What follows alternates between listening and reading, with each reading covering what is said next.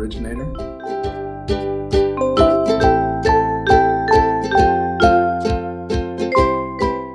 I was actually from the big banking world, been a mortgage banker for almost 10 years now.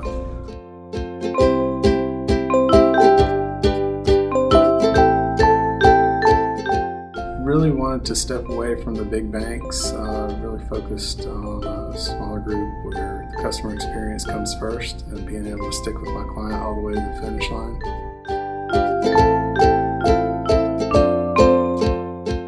Really focused on being available where I'm able to really focus my attention more, 5 to 10 clients per month rather than the 30, 40.